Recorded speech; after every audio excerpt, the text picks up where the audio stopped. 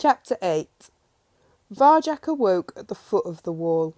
His head was pounding, his paws aching. It wasn't quite light yet, but the night was almost over.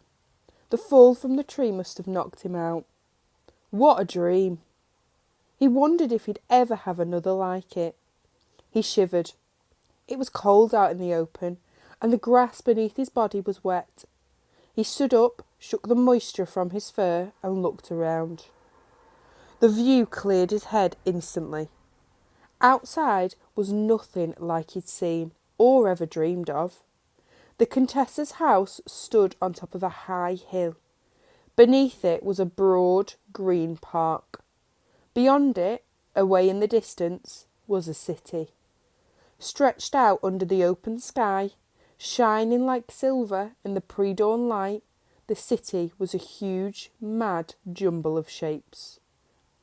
It had tall towers, gleaming steel and glass, but also squat brick houses, dark with chimney smoke.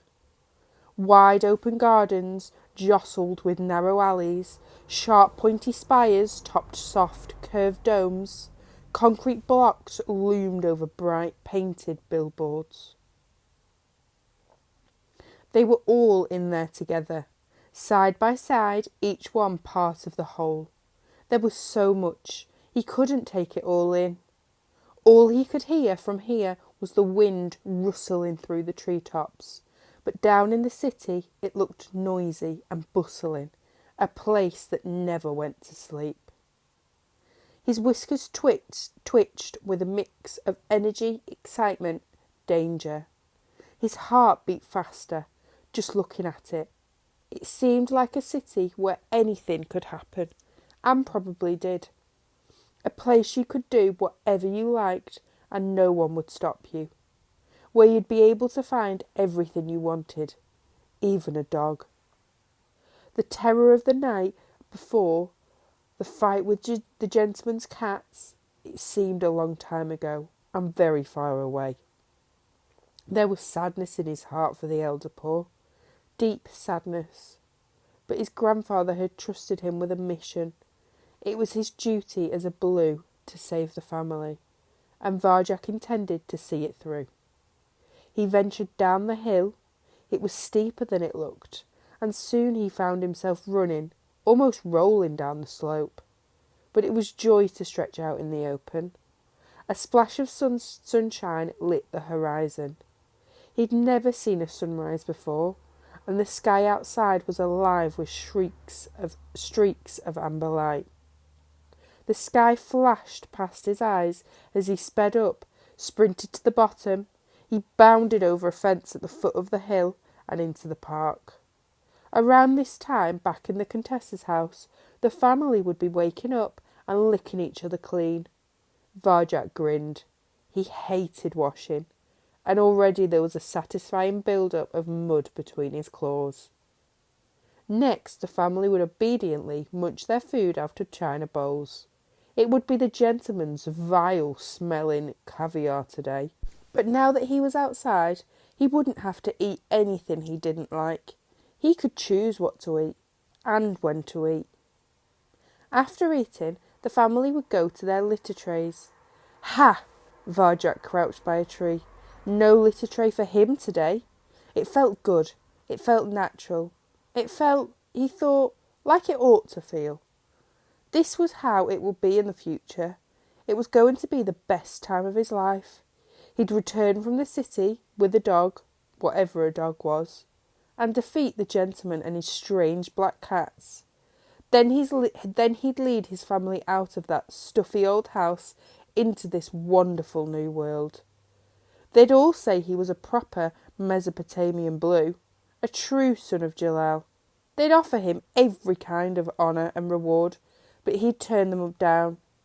"I did it for the glory of the family," he'd say humbly, and they would cheer him even more. Varjak wandered further and further in his happy days. He barely noticed the fiery shades of sunrise burn out, leaving a sky the colour of cold ashes. A violent sound cut through his thoughts. It was like shrieking and roaring at the same time, and it scared him. The sound came from a black road that circled the path in the distance. He crept towards it, ears pressed against his skull, and then he saw them. It was a column of fearsome monsters. They were rolling down the road, roaring at each other and everything around them. Huge monsters made of metal with sharp edges all around. They had yellow eyes at the front and red eyes at the back. They moved on round black wheels, which turned so fast it made Varjak dizzy, and they belched a trail of choking smoke behind them on the wind. Could these be dogs? What were the Elder Paw's words?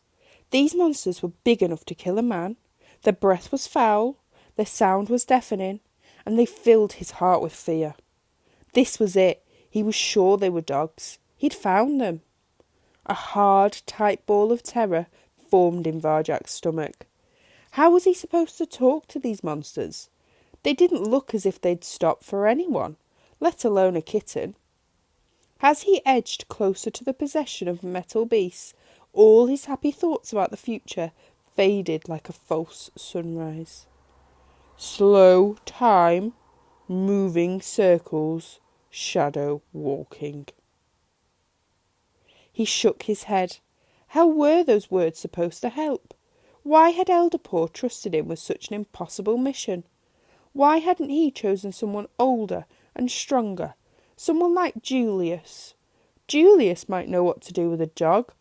Varjak did not. The quest was too hard.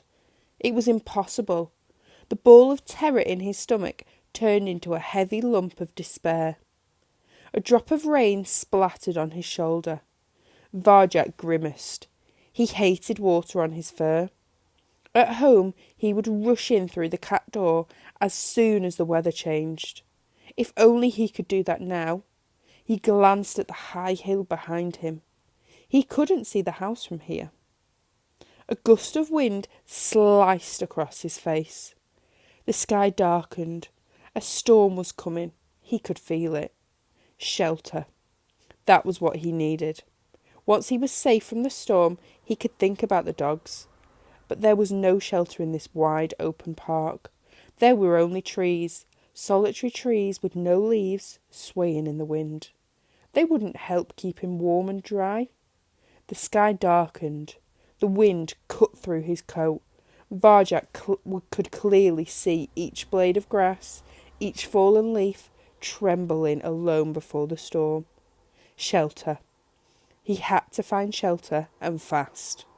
Rain came down from the darkening sky, thick, wet rain that dripped into his fur, weighing him down with water. He tried to shake it off, but once it started, the rain kept coming. His family were right. Outside was no place for a cat.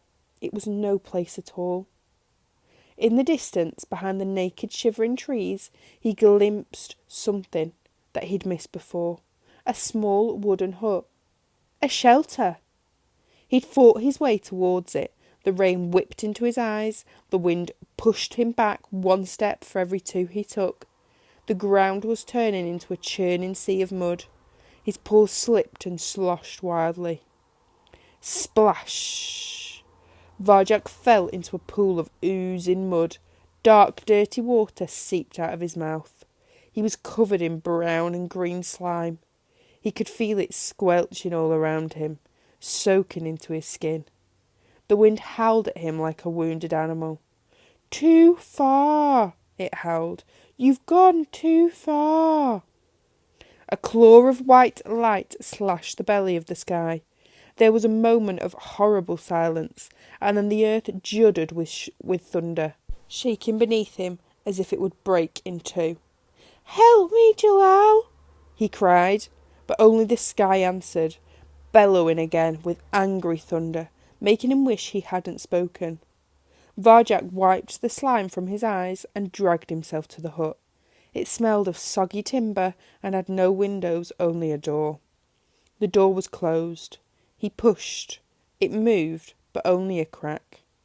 Desperate, he flung himself at the flimsy wood that stood between him and shelter from the storm, and the door swung open.